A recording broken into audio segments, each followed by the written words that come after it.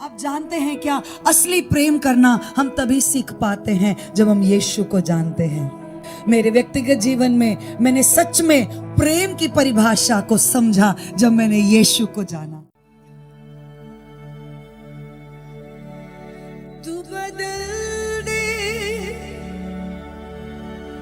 मेरे मन को, तेरी आशीष इस जीवन को समझ कर जाए। तू बदल दे मेरे मन को, तेरे आशीष इस जीवन को, तेरी करुणा हम पे बरसे, अपने माँ